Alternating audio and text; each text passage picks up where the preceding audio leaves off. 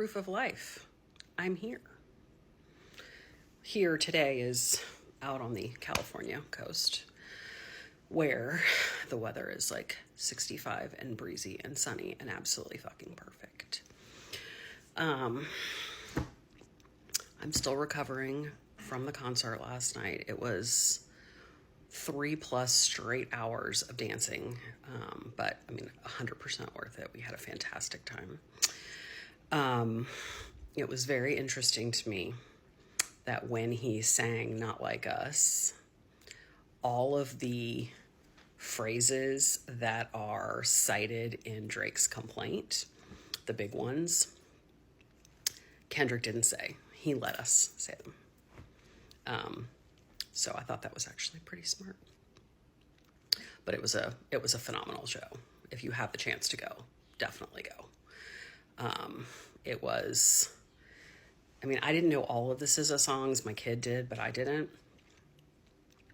But the energy in there was just so good. And while I have not been keeping up with the day-to-day on what's going on in celebrity lawsuits, yes, I know that the prosecution rested in Karen Reed. I haven't really checked to see what's going on today. But I did want to pop on here and talk about the response to the amicus briefs, because I know that the video that I did about the application of that appellate rule is confusing people based on what Friedman said. So the easiest way to explain it is it's something pretty common in legal practice where there isn't a rule or a law or a case in your jurisdiction that's directly on point of the issue that you want to make. And that happens often. What you do is you say to the judge, I realize that there is nothing that you're required to follow on this particular issue, but there is a law or a rule or a case elsewhere that does talk about this issue, so you can choose to follow that if you want to use that as a guideline. And that's what was done here. Because the rule for 7 days for amicus briefs is part of the appellate rules of civil procedure, it does not directly apply to Judge Lyman. And Friedman's letter recognizes that. This does not apply to you. But what they say is, because there is no district court rule for you to look at, because there is no district court rule that you're required to follow in amicus briefs, you can look at the appellate rule and sort of say, well, if the appellate courts only allow 7 days, then why should I allow more?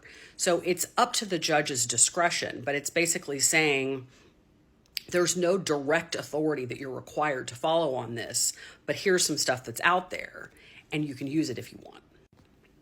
It's a similar situation to like you're litigating a case in Vermont, and there's a really specific issue that's never come up in Vermont courts before. And so you can't tell the Vermont judge, there's mandatory authority in Vermont, you have to follow this. But there is a case in Minnesota. So what you do is you go to the Vermont judge and say, there's nothing here, there's no precedent or rule that you have to follow, but if you're interested in what other courts have done with this issue, there is a decision in Minnesota. And then it's completely up to that judge's discretion as to whether they follow it or not. And I know that anybody who cares about nuance can understand that.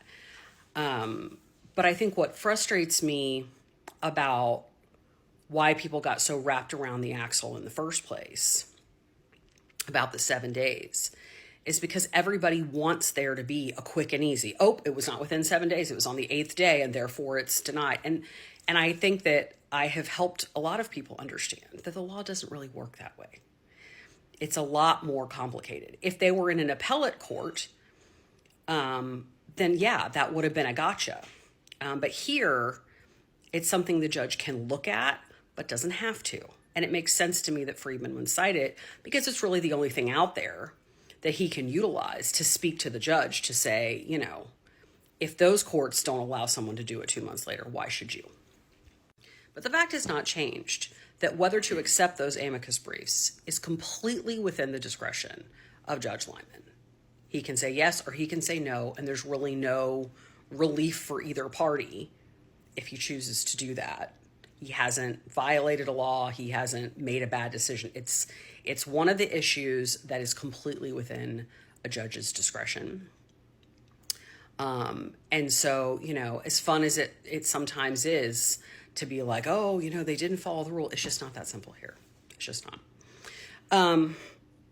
As for the letter itself, I'm going to be real honest with you. I don't think it's Friedman's best work. It's not bad. I don't think I would have come straight out of the box saying the only reason they did this was to bring this up in the media again, even if it's true.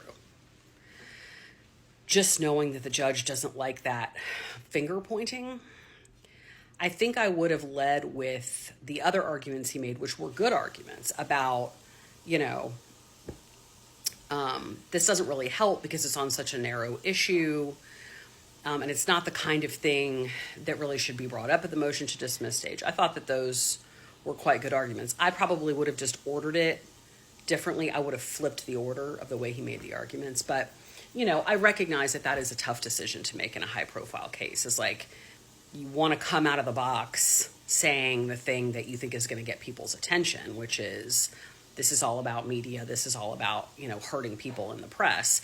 And in his defense, he's representing a client who's claimed that this person has defamed him, right? So, for him to come out and say they're just using this to talk shit about him in the press is consistent with his case.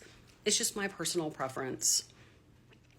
I might not have done it particularly that way.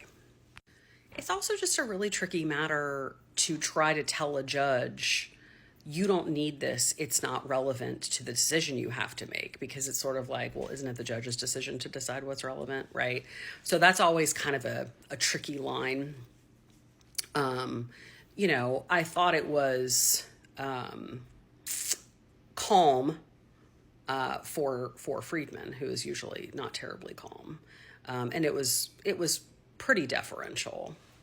But the fact that the judge hasn't accepted them yet, and it's been a couple of days, I think, if this were like an appellate case, like it's sort of like when you're seeing in this case how like somebody files a motion to be admitted pro hoc vice, and it's pretty much a clerk's thing. Like, do you meet all the requirements? And then the judge just enters an order without even really looking at who it is or why.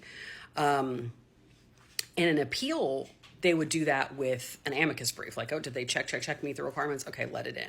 The fact that he hasn't just done that yet means something to me, that he is thinking about whether he wants to open this door, because he's also thinking about the fact that if I say yes to this, then am I going to get a bunch of briefs from the Wayfarer side, which they at least asked to respond to the amicus briefs. I think just them not getting their own. But he's probably thinking, am I going to have amicus briefs at every fucking stage of this case? Like, are we going to have amicus briefs at the summary judgment stage? Like, when is this going to end? So he's thinking about probably all of those issues. All right, I'm going to look at this fabulous view and rest and relax before we go to dinner tonight at one of our very favorite restaurants in the entire world. And if I think of it and remember and have time, I will show you my outfit.